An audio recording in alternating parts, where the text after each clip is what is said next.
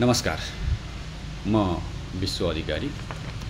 आज हाम्रो मानव जीवनको स्वास्थ्यसँग सम्बन्धित कुरा म लिएर आइरहेको छु।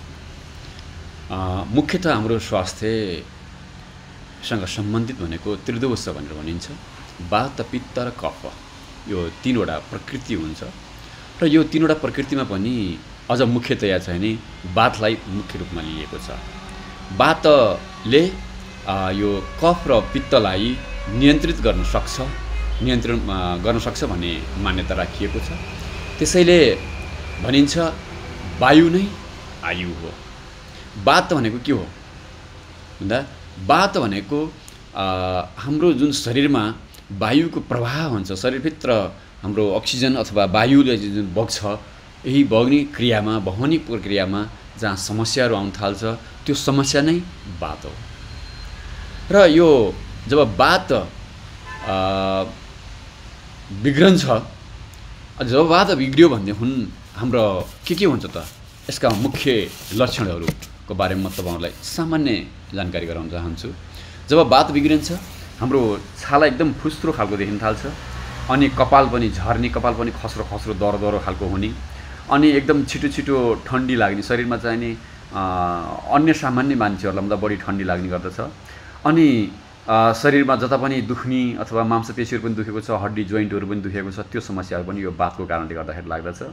अनि तौल एक्कासी घट्ने, हैन, यो समस्या हुन्छ र तौल बढाउन खोज्यो, ओजन बढाउन खोज्यो भने पनि यो बढाउन मुस्किल हुने, यस्तो खालको समस्याहरू पनि यसबाट देखा पर्न थाल्दछ। यसरी आयुको प्रभावको आधारमा हामीले शरीरमा बग्ने वातलाई, वायुलाई 5 भागमा विभक्त गर्न सकिन्छ। जुन छ, प्रथमतः छ प्राणवायु भनिन्छ। प्राणवायु भनेको हाम्रो शिरदेखि त यो कण्ठस्थल भन्छ, घाँटीसम्मको भागमा जुन वायुमा प्रवाहमा रोकावट आउँछ, समस्या आउँछ, यसलाई भनिन्छ प्राणवायुको समस्या अथवा प्राणवायु भनिन्छ यसमा। अनि त्यस्तै गरी यो नाकबाट नाभिस्थानसम्मको भाग जति हुन्छ, यो भागलाई भनिन्छ उदान वायु भनिन्छ। अनि त्यस्तै गरी चाहिँ नि व्यान वायु भनिन्छ। व्यान वायु भन्नाले चाहिँ नि यसको प्रभाव भनेको हाम्रो सारा शरीरमा पर्दछ। मुख्यतया यसलाई चाहिँ अझ यो छातीको भागमा पनि भनेर भनिन्छ। यद्यपि यसको अत्यन्तै प्रबल वेगवान हुन्छ र यसको प्रभाव अत्यन्त ठुलो हुन्छ, यो व्यान वायु भनिन्छ। त्यस्तै समान वायु भनिन्छ। समान वायु भनेको हाम्रो पेटको पाचन प्रक्रियासँग प्रत्यक्ष सम्बन्धित हुन्छ र अपान वायु भनिन्छ। अपान वायु भन्नाले हाम्रो नाभिस्थानभन्दा जुन तलको भागहरू छ, यसमा यो भागहरूमा चाहिँ नि अपान वायु भनेर भनिन्छ। र अब आउनुहोस्, यसमा मुख्यतया प्राणवायु भन्नाले जब यो शिरमा, अनुहारमा अनि यो घाँटीसम्ममा जे समस्याहरू आउँछ, यस्तो प्राणवायुको कारणले आउँछ। अब यसको चाहिँ लक्षणहरू के हुन्छ त भन्दाखेरिमा बढी प्यास लागिराख्छ, पानी पिउँदाखेरि पनि प्यास नमेटिने अवस्थाहरू हुन्छ, अनि बारम्बार खोकी लाग्न सक्छ, श्वास फुल्ने क्या, एकदम श्वास बढे जस्तो हुने, ब्रोङ्काइटिसको समस्याहरू भयो जस्तो हुने, बारम्बार पिनासले सताइरहने, यस्ता खालका समस्याहरू यो प्राणवायुको कारणले गर्दा देखिन्छ। अनि त्यस्तै गरी यो कुन कारणले गर्दाखेरिमा प्राणवायु बिग्रन आउँछ भनेर भन्दाखेरिमा अति व्यायाम, हामीले चाहिँ बढी एक्सर्साइज, आफ्नो शरीरले भ्याउने भन्दा बढी क्षमता, बढी एक्सर्साइज गर्दैमा पनि चाहिँ नि राम्रो हुन्छ भन्ने कुरो हुँदैन। बढी एक्सर्साइज भयो भनेदेखि पनि हाम्रो प्राणवायु बिग्रन्छ, अथवा बढी परिश्रमहरू गरियो भने पनि यो प्राणवायुहरू बिग्रन्छ। त्यस्तै एकदम सुक्खा खालको खानाहरू खाने, रसिलो पसिलो नखाने, चिल्लो नभएको खाना खाने, यसले पनि हाम्रो प्राणवायुलाई बिगार्ने गर्दछ। अनि धेरै उपवास बस्ने, हामी धर्म कर्मको नाममा अनि यो स्वास्थ्यको नाममा गऱ्यो भनेर चाहिँ धेरै उपवासहरू चाहिँ बारम्बार बसिराख्छौँ, यसले पनि हाम्रो प्राणवायुलाई ध्वस्त बनाइदिन्छ। अनि तपाईँको अति भोजन गर्नु, तपाईँलाई भोक नलागिकन पनि खाना खाएको छ, अनि फेरि चाहिँ नि भोक लाग्दाखेरि पनि खाना खाएको छैन, यो खानाको समयलाई नमिलाउँदाखेरि पनि यो हाम्रो प्राणवायु बिग्रिएर आउँछ। त्यसै गरी हाम्रो शरीरमा चोटपटक लाग्यो भने पनि प्राणवायुमा समस्या देख्छ र अनि दिशा पिसाबको वेगलाई रोकिन्छ। जब हामी दिशा लाग्दाखेरि पनि गइँदैन, पिसाब लाग्दाखेरि गइँदैन, त्यसलाई धेरै बेर रोक्ने प्रयत्न गरियो भने पनि हाम्रो प्राणवायु बिग्रिएर आउँछ। यसरी प्राणवायु कहाँ हुन्छ, कहाँको प्रभावमा पर्दछ र अनि प्राणवायु को लक्षणहरू के हो, बिग्रियो भने लक्षण के हुन्छ र यसबाट समस्याहरू के हुन्छ, के कारणले हुन्छ, यो सम्बन्धी जानकारी मैले गराएँ। र त्यस्तै गरी आउँछ उदान वायु। उदान वायु भनेको हाम्रो नाकदेखिबाट हाम्रो नाभिस्थानसम्म, नाकदेखि नाभिस्थानको भागमा यो उदान वायुको प्रभाव पर्दछ। र जब उदान वायु बिग्रिएको हुन्छ यसको लक्षणहरू के देखा पर्छ त भन्दाखेरि बाढीमा अलिकति गडबडिहालको खाउने, एउटा कुरो बोल्छु भने चाहिँ अर्को कुरो हडबडिएर आएको छ त्यस्तो खालको चाहिँ हुन्छ। अनि शरीरमा उत्साह हुँदैन, एकदम आलस्यताहरू छाइरहेको हुन्छ। अनि तपाईँको ओहो जे कुरा पनि मैले चाहिँ बिर्सिहाल्ने, अलिकति मेरो चाहिँ एकदमै बिर्सिने बानी भएको छ भनेर भन्ने हाम्रो हुन्छ। त्यस्तो चाहिँ नि पहिला त यस्तो थिएन भनेर, तर अहिले चाहिँ एकदमै बिर्सिने बानी भएको छ भनेर चाहिँ भन्नुहुन्छ। यसले चाहिँ नि यो स्मृति भन्छ, यसलाई चाहिँ जुन स्मरण शक्तिलाई क्षय गराउँदछ। अनि छालाको समस्याहरू आउँछ यसले, यो उदान वायु बिग्रियो भनेदेखि। अब यो उदान वायु बिग्रनको कारणहरू के हो त नि, होइन? उदान वायु के कारणले बिग्रन्छ भन्दाखेरि हामीले यो श्वासको गतिलाई रोक्नु अथवा हाच्छिउँ आउने बेलामा हामीले हाच्छिउँलाई रोक्छौँ, उल्टी आउन लाग्यो भने उल्टीलाई रोक्छौँ, डकार आउँदाखेरिमा डकारलाई रोक्छौँ, होइन? अनि निन्द्रा लागेर पनि हामी निद्रा लागेको बेलामा सुत्दैनौँ, अनि क्षमताभन्दा बढी भारीहरू उठाउने गर्छौँ। त्यस्तै अनि बढी एकदम हाँस्ने अनि बढी रुने जस्ता कामहरू गर्दाखेरि पनि यो वायुलाई कुपित गराइदिन्छ। र यसको लक्षण र कारण पनि मैले यहाँ समक्ष राखेँ। त्यस्तै गरी आएको छ ब्यान वायु भन्छ। ब्यान वायु भनेको यो सम्पूर्ण शरीरमा एकदमै छिटो विचरण गर्छ यसले, र यसको प्रभाव सारा शरीरमा पर्छ र अत्यन्त बलवान र वेगवान हुन्छ भनेर भनिन्छ यसलाई ब्यान वायु। र यसको मुख्य कारण के हो त भन्दाखेरिमा कि मान्छेलाई धेरै चिन्ता गर्न थाल्यो, अनि धेरै हर्ष गर्यो, विस्माद गर्यो, धेरै उत्तेजित भयो भनेदेखि पनि यो हाम्रो ब्यान वायु बिग्रेर जान्छ। यसरी चाहिँ नि अब बुझिएको छ। अनि खेलकुदमा धेरै चाहिँ नि परिश्रम गर्ने अर्थात् बढी धेरभन्दा बढी व्यायाम गर्ने, अनि विरुद्ध खानाको सेवन गर्ने। विरुद्ध खाना भनेको जुन एक आपसमा नमिल्ने खानाहरू हुन्छ, जस्तो मासु र दुधसँगै खायो भने के हुन्छ, अनि त्यस्तै दही र घिउसँगै खायो भने त्यसलाई पनि विशुद्ध खाना भनिन्छ। यस्तै थुप्रै खानाहरू छ जुन विशुद्ध खानाहरू, जस्तो दुध र हाम्रो भटमासलाई सँगै खाइयो भने पनि यो पनि विशुद्ध खानाभित्र पर्छ, त्यस्तै के अरे विरुद्ध खानाभित्र पर्छ। त्यसैले यस्ता खानाहरू कारणले गर्दाखेरि पनि यो हुन्छ। अब ब्यान वायु बिग्रियो भने यसबाट आउने समस्याहरू के हो भन्दाखेरि के उत्साह हुँदैन शरीरमा, पटक्कै उत्साह मर्नु, अनि शरीरमा एकदमै हडबडाट हुनु, एकदम घडबडाट हुनु, क्या हडबडाट भन्छ त्यस्तो खालको हुन्छ। अनि शरीरमा अलिकति छिटै नै सानो कारणले पनि ज्वरो आइहाल्ने, शरीर सुन्निने, अनि शारीरिक मानसिकहरू चाहिँ शक्तिहरूको क्षय हुने, अनि छाला सम्बन्धी विभिन्न खालका रोगहरू लाग्ने, अनि पुरुषहरूको यो पुरुषत्व क्षमतामा पनि ह्रास भएर आउने, यसले चाहिँ नि यो ब्यान वायुको मुख्य कारणहरू हो। र त्यस्तै गरी समान वायु भनेर भन्छ। जुन समान वायु भनेको हाम्रो यो विशेषतः मुख्यतः पाचन प्रक्रियासँग सम्बन्धित हुन्छ। पाचन प्रक्रिया जुन आमाशयको भाग हुन्छ योसँग यसले प्रत्यक्ष सम्बन्ध राख्छ समान वायुले।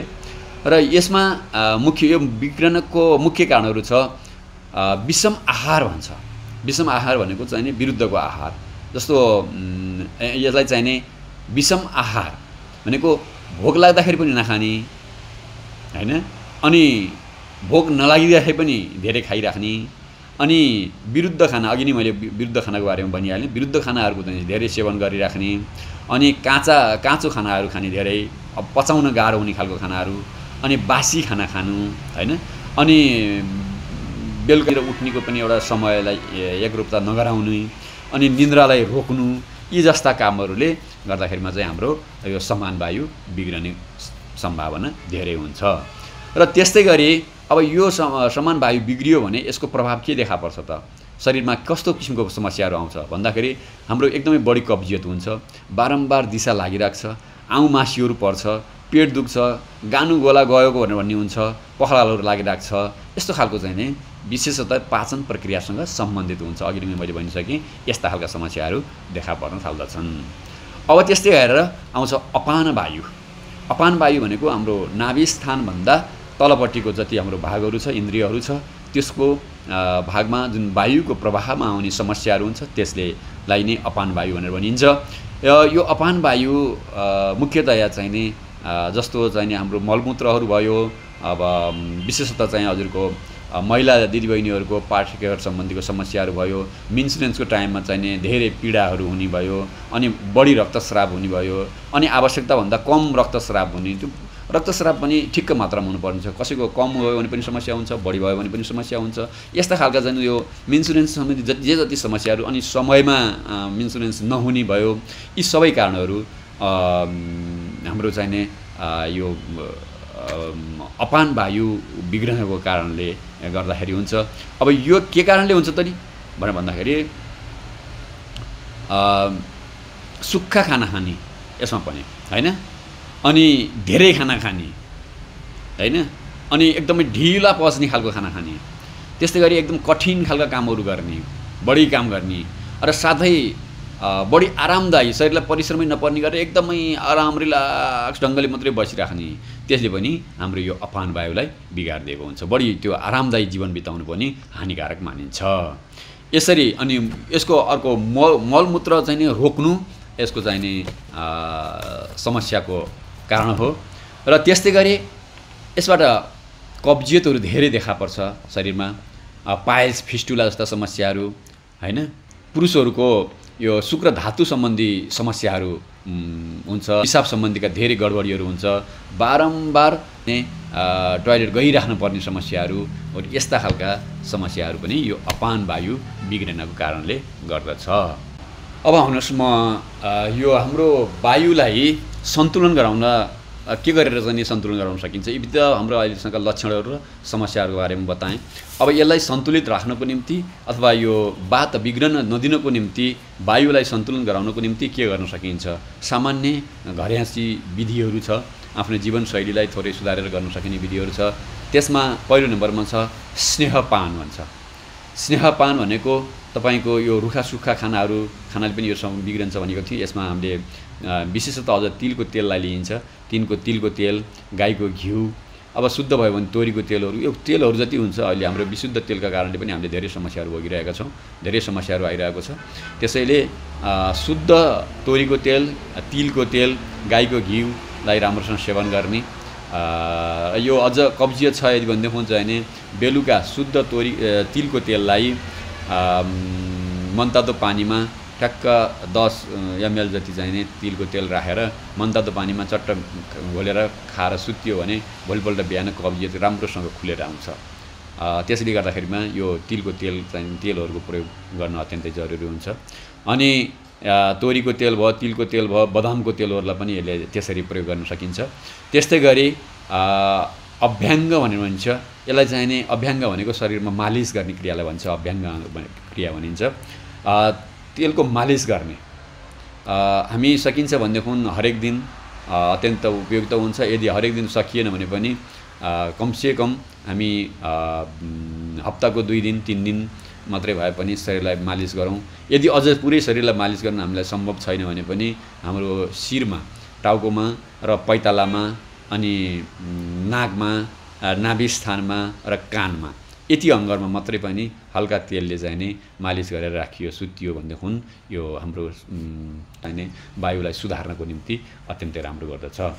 अनि त्यस्तै गरी स्वेदन भनेर भन्छ, शरीरलाई सेक्नुपर्छ हैन। नुहाउँदाखेरिमा चाहिने तातो पानीले, टाउकोमा विशेष त राम्रो मानिँदैन, चिसो पानीले नुहाउनुपर्छ टाउकोलाई भनेर भनिन्छ, तर शरीरमा चाहिने तातो पानीले मजाले सेकेर नुहाइयो भनेदेखि पनि यसलाई स्वेदन विधि अन्तर्गत पर्दछ। अनि त्यस्तै गरी हामी एउटा कपडाको पातलो कपडामा चाहिने बालुवाहरू भुटेर अथवा नुनलाई भुटेर त्यसलाई सेकेर, तातोलाई चाहिने अनि शरीरमा ठाउँ ठाउँमा त्यसले सेकेर पनि त्यो गर्न सकिन्छ। अनि त्यस्तै गरी चाहिँ नि त्यसलाई भन्छ पुटिल सेक भनेर भनिन्छ। अनि हामी चाहिँ नि यो बिहानको घाममा चाहिँ नि सेक्नुपर्छ। बिहानको घाममा चाहिँ नि शरीरलाई, नाङ्गो शरीरलाई घाममा सेकियो भने पनि यसले पनि अत्यन्तै राम्रो गर्छ। अनि तपाईँको चाहिँ नि स्टिम बाथ, अहिले चाहिँ यो स्टिम बाथको पनि धेरै प्रचलन आएको छ। स्टिम बाथबाट पनि हाम्रो शरीरलाई शोधन गर्न सकिन्छ। अनि त्यस्तै गरेर केही समस्याहरू देखिएको छ भनेदेखि यो सुत्ने बेलामा हर्रोको धुलोलाई चाहिँ नै विशेषतः अलिकति मनतातो पानीमा टक्क घोलेर बेलुका खाएर सुत्यो भनेदेखि यसले चाहिँ एकदम राम्रो गर्दछ। अनि त्यस्तै गरी चाहिँ नि हामीले यो अरन्डीको तेल पनि भन्छ, जसलाई हामी चाहिँ फेरि एउटा एक्स्ट्रा भर्जिन अलिभ ओइल पनि भनेर भन्छौँ। त्यसलाई चाहिँ नि 10 देखि 20 ml जति चट्ट खाएर बिहान खाली पेटमा खाइदियो भनेदेखि र यसले अलिकति 2-3 पटक जस्तो अलिकति टोयलेट गइराख्नु पनि मोसन लागिराख्ने हुन्छ।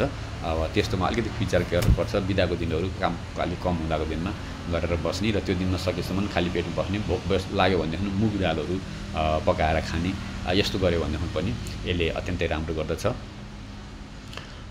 अनि यो अकुप्रेसर सिस्टम पनि अत्यन्तै राम्रो छ बाथको लागि अथवा वायु प्रवाहको निमित्त।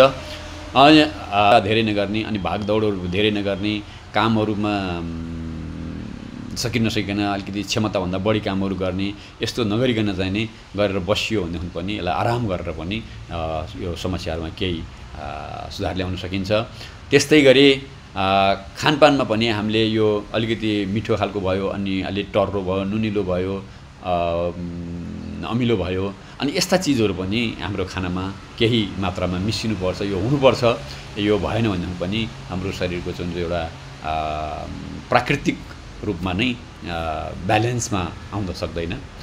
त्यस्तै गरी चाहिँ छ जठराग्नि जगाउने खानाहरू खानुपर्छ। जठराग्नि भनेको जुन हाम्रो पाचन क्रियाहरूलाई अत्यन्तै सक्रिय गराउने हैन। यसले चाहिँ नि जस्तो अब तपाईँको खानाहरू खाने, सहज रूपमा पच्ने खालको भन्छ सुपाच्य खाना भनेको, त्यसलाई खाने। अनि तपाईँको चाहिँ नि अब यसमा हाम्रो खानामा विशेषतः मेथी भयो, अनि अदुवाको पाउडर भयो, हिङ भयो, ज्वानो भयो, जस्ता यी मसलाहरू जुन हाम्रो भान्सामा हुन्छन्, यस्ता मसलाहरूको पनि हामीले प्रयोग गरेर हाम्रो वातलाई, हाम्रो वायुलाई नियन्त्रण गर्न सकिन्छ अथवा नियमित गराउन सकिन्छ। अनि इमोसनल ब्यालेन्स भनेर भन्छ तपाईँको चाहिँ नि अलिकति हाम्रो जीवनमा कसैले अलिकति इमोसनल रूपमा रिसाउने हुन्छौँ, कहिले एकदम उत्तेजित भएर खुसी हुन्छौँ, कहिले धेरै ठुलो शोक हुन्छ, यस्तो खालको चाहिँ हुन्छ। यसले पनि हाम्रो वायुलाई बिगार्दछ।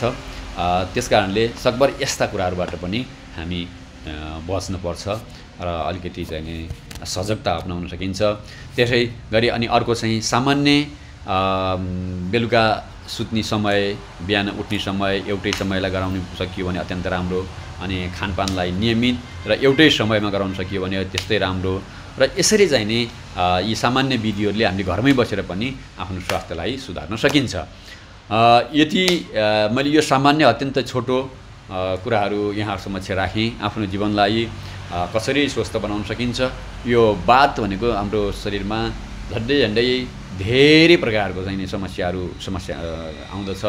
यी यति नै गरियो भने पनि यस्ता समस्याबाट हामी बच्न सकिन्छ।